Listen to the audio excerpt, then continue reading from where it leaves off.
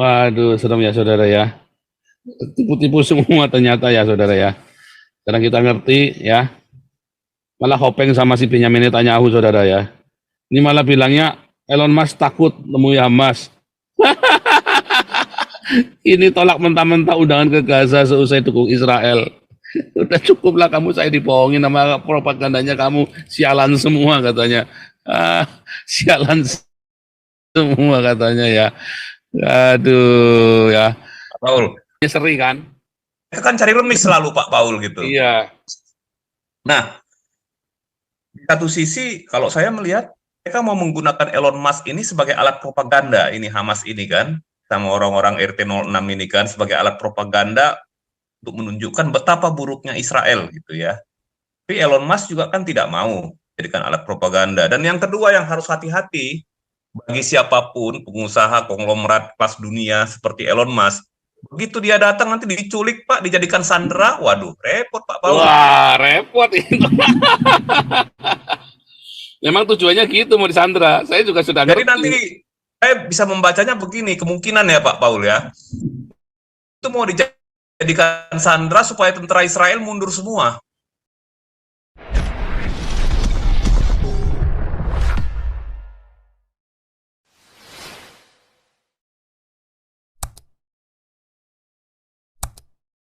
Yang bulan kemarin itu 500 orang yang pro Hamas ya ditangkap ya bulan kemarin itu ya. 500 orang di Jerman ya. Coba ya.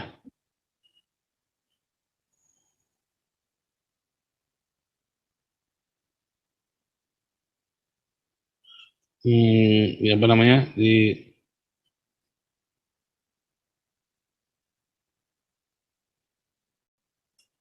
nggak supporter Hamas ya. Jerman police ya, nih right ya. I'm joined now by a lot of innocent civilian. Aduh, si Muriwali ini lugu amat saudara ya. 15.000 itu dibunuh dengan brutal oleh orang Israel. Goblok si Muriwali, pendeta paling tolol yang pernah saya tahu saudara ya.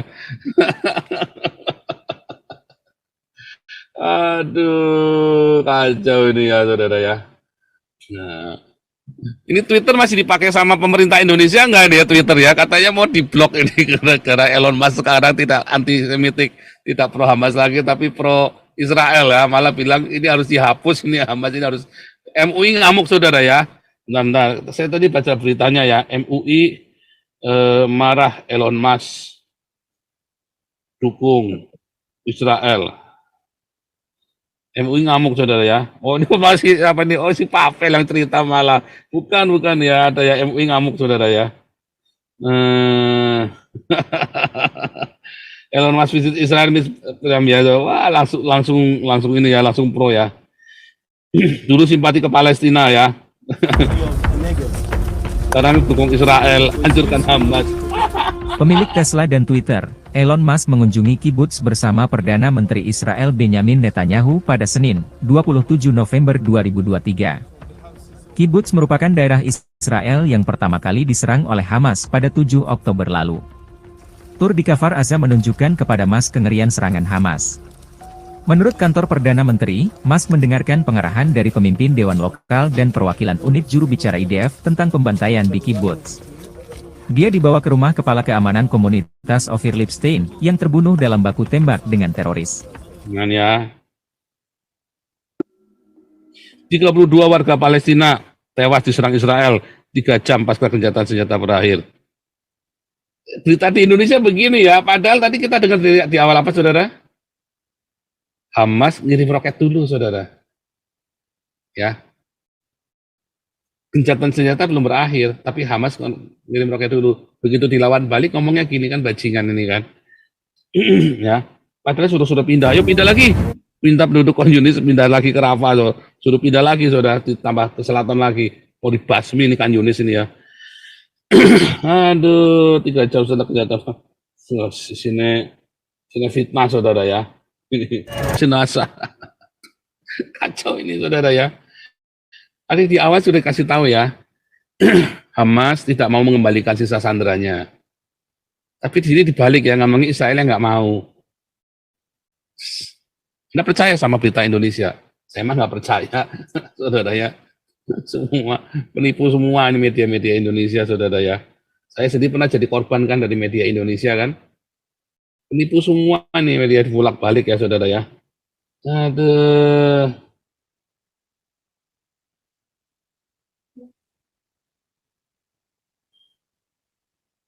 Israel Tuman. Waduh, serem ya, saudara ya. Tipu-tipu semua ternyata ya, saudara ya. Sekarang kita ngerti ya. Malah Hopeng sama si Benyamin Netanyahu, saudara ya.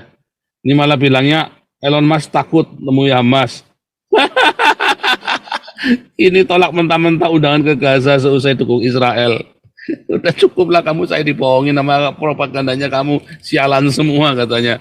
Ah, sialan semua katanya ya. Aduh ya. Pak Paul. Ya, para Jauti. Ya, jadi gini Pak, ya cuma nyambung dengan cerita Elon Musk ini aja Pak Paul. Jadi kemarin kan itu kan di pihak Hamas itu kan minta supaya Elon Musk itu datang melihat Gaza gitu ya. Nah, tapi kan Elon Musk kemudian jawab di Twitternya bahwa sangat beresiko bagi dia kalau datang ke Gaza pada saat ini gitu. Jadi mereka ini menuntut semacam hak kalau misalkan Elon Musk itu datang ke Gaza, mereka juga ke Israel, ke kibuts-kibuts itu. Elon Musk juga harus datang kemana? Ke Gaza untuk melihat korban pengeboman ini kan gitu kan. Ya sementara kita tahu itu kan maunya biar seri kan, maunya seri kan. Mereka kan cari remis selalu Pak Paul gitu. Iya. Nah, di satu sisi kalau saya melihat mereka mau menggunakan Elon Musk ini sebagai alat propaganda, ini Hamas ini kan, sama orang-orang RT06 ini kan sebagai alat propaganda untuk menunjukkan betapa buruknya Israel gitu ya. Tapi Elon Musk juga kan tidak mau jadikan alat propaganda. Dan yang kedua yang harus hati-hati bagi siapapun pengusaha konglomerat kelas dunia seperti Elon Musk, begitu dia datang nanti diculik Pak, dijadikan sandera, waduh repot Pak Paul. Wah repot itu. Memang tujuannya gitu mau disandra. Saya juga sudah Jadi nanti saya bisa membacanya begini, kemungkinan ya Pak Paul ya, itu mau dijadikan sandera supaya tentara Israel mundur semua. Dijadikan alat posisi apa ya, posisi pemaksaan untuk tawar-menawar gitu supaya pasukan Israel mundur. Nah, jadi begitu dia masuk nanti ya mereka culik, mereka sandera seperti yang lain ini kan orang-orang raja tega, Pak. Orang-orang biadab kan gitu. Raja tega. Istilahnya. Iya. Jadi apa? kan Kirain Raja Uti, rupanya Raja Tega. Raja tega, beda Pak. Itu yang mereka mau gitu ya. Bagus juga lah Elon Musk menolak. Kalau enggak itu membahayakan keselamatan dirinya sendiri, Pak Paul. Nah, yang kedua, kita bisa dengar pidato Duta Besar Israel di PBB itu membongkar semua kejahatan yang dilakukan oleh Hamas dan orang-orang Palestina ini di Gaza. Bagaimana ya, dia cerita dari awal Pak Paul, dia cerita tentang yang mungkin Pak Paul pernah bahas ya, tentang bagaimana Mufti Yerusalem Hamid Husseini itu mengadakan inisiasi mempengaruhi Heinrich Himmler untuk melakukan genosida terhadap bangsa Yahudi yang kita tahu dengan nama Final Solution itu Pak Paul gitu. Kemudian dia cerita sejarahnya bagaimana bertahun-tahun pajak dari masyarakat seluruh dunia, dari Eropa, dari negara-negara yang kafir gitu ya, pakai bukan untuk membangun rumah sakit, sekolah, kemudian juga fasilitas publik, fasilitas kesehatan, tapi dipakai membangun itu Gaza Metro, jaringan terowongan di bawah Gaza itu uang pajaknya orang Eropa itu Pak Paul, uang pajaknya seluruh masyarakat dunia. Betapa jahatnya kalau kayak begitu kan, orang bayar pajak juga setengah mati, tapi dipakai jadi fasilitas ini ya, fasilitas teror. Nah, ini juga diungkap tadi semuanya Pak. Kemudian yang ketiga, cara Hamas ini dalam menyusup dalam berbagai organisasi, termasuk PBB, dari segala lini organisasi PBB maupun organisasi humaniter semacam Amnesty International. Caranya apa? Caranya adalah mendemonisasi Israel gitu. Mutarbalikkan fakta bahwa Israel itulah pelaku kekejaman. Padahal orang menutup mata terhadap apa? Terhadap tragedi pembunuhan 7 Oktober dan kemudian juga menutup mata terhadap ini, terhadap penggunaan rakyat sipil Palestina sebagai tameng hidup buat Hamas gitu. Coba dilihat di seluruh dunia demo-demo mereka ada nggak mengingat, termasuk di Indonesia juga, adakah menyinggung soal keadilan, soal pembantaian tanggal 7 Oktober? Saya kira nggak ada Pak Paul gitu. Nah, cuman kelihatannya sekarang Eropa ini sudah terbangun dari tidur panjangnya Pak Paul. Sudah sadar mereka gitu ya. Selama ini kan mereka kan lugu dan apa namanya naif gitu ya Pak Paul ya. Terima terus imigran, terima terus pengungsi. Padahal itu sebenarnya itu tujuannya bukan untuk mencari kehidupan yang lebih baik Pak Paul, tapi untuk dominate the world gitu. Jadi dengan mendominasi dunia ya sama juga di sini Pak Paul, di tempat kita ini di Papua, transmigrasi dimasukkan terus setiap hari kan gitu kan, supaya jumlah penduduk berimbang. Nah itu nanti untuk seluruh dunia itu strategi yang sama akan digunakan Pak Paul gitu. Jadi memang ngeri memang tantangan keamanan ini ke depannya, bukan hanya Timur Tengah tapi juga global. Nah ketika nanti Israel ini menjadi seorang ataupun suatu bangsa yang sudah berhasil demonisasi atau dibuat sebagai macam iblis gitu, pelaku kejahatan, maka ya kembali lagi terjadi genosida lagi terhadap bangsa Yahudi, terhadap orang Israel. Nah, ketika Israel nanti hancur, ya jangan harap Pak Paul, pusat peradaban dunia pun akan hancur. Kelar. Ujungnya Kelar. selesai. Selesai Pak Paul, karena pelindung peradaban manusia di dunia ini adalah Israel. Ketika Israel hancur, maka semua tempat-tempat yang menjadi situs sejarah kekristenan, sejarah peradaban di Timur Tengah, ini juga, dan dunia juga akan hancur. Yang ada sekarang nanti seragam semua, Pak. Budayanya si ini, budayanya si itu, Helel Ben Sahar itu, yang di Babel kuno itu. Itu semua dijadikan satu nanti, Pak, seluruh dunia ini. Dominate the world. Nah, itulah ceritanya, Pak Paul. Jadi, ya bagus juga. Dalam arti kita dengar itu apa namanya, pidatonya Duta Besar Israel yang di PBB itu membuka semuanya Pak Paul, membuka fakta ya, apa dan kenyataan yang ada gitu. Oke, sementara itu dulu Pak Paul, nanti saya tambahin lagi biar yang lain dulu. Tapi benar itu tadi ya, kalau Israel sampai lenyap saudara ini ya, maka peradaban dunia musnah saudara. Mengapa? Musnah bukan heritage kekristenan aja, dunia Pak Paul. Dunia, karena milestone-nya histori dunia itu Israel saudara ya. Dari mana Anda tahu histori Cina, histori Mesir, histori yang di Afrika?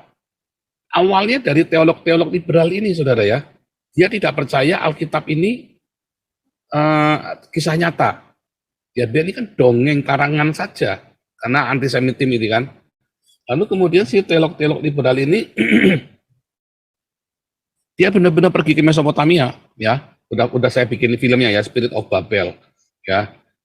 Ini benar ya, ini jadi saya jadi ini ya, Spirit of Babel ya, Spirit of Babel, Joseph Paulson. Jadi gini Pak Paul, sambil Pak Paul cari ya, saya selama ini punya hipotesa yang seperti itu Pak. Ketika Israel hancur, maka seluruh peradaban dunia akan hancur. Tapi saya nggak bisa menjelaskan mekanismenya gitu Pak Paul. Tetapi sesudah mengikuti membaca bukunya Pak Paul tentang ini ya, tentang khilafah terakhir, baru saya paham Pak. Jadi benar, benteng terakhir peradaban umat manusia ini adalah Israel.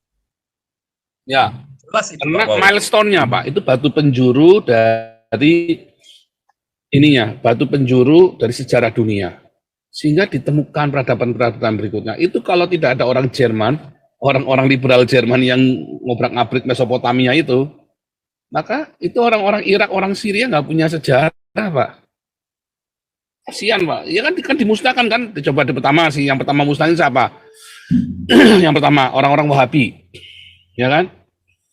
Orang-orang Wahabi kan memusnahkan, itu makamnya si Husain, anaknya Muhammad kan, anaknya si Ali bin Abi Thalib kan, dibongkar kan, dirusak kan. Terus, bahkan itu ya, rumahnya istrinya Muhammad itu udah jadi WC ya sekarang ya, di Madinah itu ya. Udah jadi WC umum, rumahnya istrinya Muhammad. Karena mereka tidak suka, mereka takut dengan historis, saudara ya. Orang Islam ini takut dengan sejarah, diobrak-abrik, saudara ya.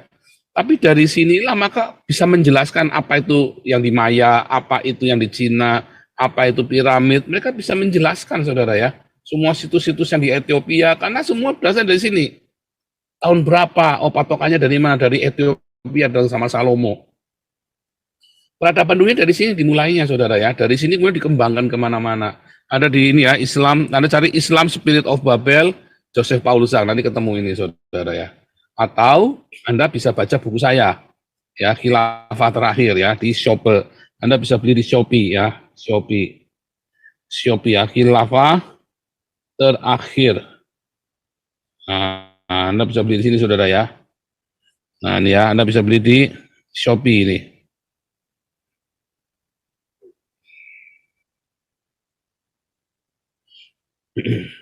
Nah, itulah sebabnya Pak Paul.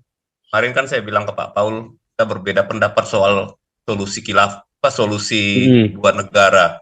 Artinya solusi dua negara ini tidak dimungkinkan selama spirit of bubble ini ataupun ideologi ini masih ada, Pak Paul. Itu nggak akan mungkin.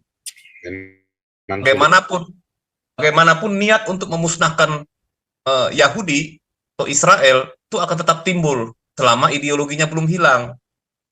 Nah, Pak Paul kira ngerti kan maksud saya kan, apa yang dimaksud dengan itu. Mungkin bahasa Pak Paul lebih lugas gitu. Itu. Emang ya harapan saya kan hanya tinggal harapan ya, saudara ya. Karena kelakuannya Hamas sendiri ya, saudara ya. Kelakuan dari Hamas sendiri. Harapan saya tinggal harapan. Ya, nah, saudara, untuk Anda bisa mengikuti ya cerita Timur Tengah yang benar, supaya Anda paham dari awal, Anda baca buku ini, saudara. Ya, nanti Anda bisa dapat gambaran yang Mesopotamia, Timur Tengah itu seperti apa ceritanya, saudara. Ini buku tipis ya, cuma 180 halaman, saudara ya. Tapi tabelnya tuh banyak ya, Anda bisa baca ya. Anda baca tabel-tabel itu ya, Anda langsung tinggal nyocok-nyocokin aja cepet sekali, saudara ya. Sejarah Alkitab, sejarah perjanjian lama ya, saudara ya. Nanti Anda bisa ngerti kalau Muhammad itu bukan keturunan dari Ismail, saudara ya. Dari sini Anda bisa ngerti. Nah, ini saudara ya. Mau sign out saya, bentar ya. Sebentar, sign out nih saya nih. Nggak benar nih. Baterainya mau habis, Pak, tadi. Bentar. Udah masuk lagi, Pak, kayaknya. Udah masuk lagi nih. Oh, sebentar ya. Saya bagi nih ya, saudara ya, yang di Jerman ya. Yang tadi saya bilang ya, ini di YouTube nggak ketemu, tapi saya ketemunya di webnya DW ya. DW ini harian keren ya, harian yang terpercaya di Jerman, saudara ya. Mengapa Jerman ban Hamas dan Propagation Group Samidun ya? Ya ini saudara ya. Ya, German Security Authorities ya ngejar dan nangkap suspek ya, tersangka supporter Hamas, militan Islam ya, lalu dilakukan di-ban, saudara ya, diberikan organisasi terlarang terorisme ya, no tolerance for glorifying attacks. Jadi nggak boleh ya mengeluh-elukan teroris. Wah, itu sangat tidak baik sekali ya, itu benar-benar biadab, saudara ya, mengeluh-elukan keberhasilan tindakan terorisme itu nggak boleh di Jerman itu, saudara ya. Ya, saudara ya, Verfolgung Hamas, saudara. Waduh, sama Verfolgung Samidun ya. Samidun sama Hamas ya, Verfolgung nggak boleh, saudara ya. Nah, supporter and sympathizer of Hamas, saudara, dilarang ya. According estimate by Germany domestic ya, nanti ya. Ada 450 orang ya ditangkap, saudara ya,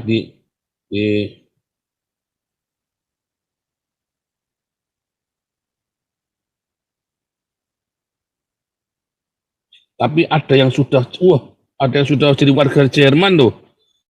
Wih, ngeri ya. Ngeri loh, saudara ya. We have to assume that the number of supporters is 4-digit range. Waduh, artinya bisa, kalau 4-digit berarti bisa 1000 ya. Wah, bisa sampai ribuan ya. Wah, Middle East expert from Berlin based on German estimated that number of sympathizers is virtually impossible. Bisa lebih dari itu ya, bahkan ya di internet itu ya. Wah, 450 orang, saudara, gila. Dan itu bisa 4 digit, artinya bisa ribuan malah. Dan sebagian mereka sudah banyak yang sudah jadi warga negara. Jangan ngeri ya, saudara ya. Nah, Indonesia mau boikot. Nah, ini Brian Edison nih, geblek nih, Brian Edison. Mau boikot Tesla, tapi malu, beli aja kagak mampu. Mau boikot nggak bisa beli. Boikot Tesla, mendingan boikot Twitter aja deh. Aduh. Nah, nih saweran dulu nih, Ongbak. Aduh. Yohana, Karo si Tepu, Enderman. Mana lagi nih? Andi bukan setan.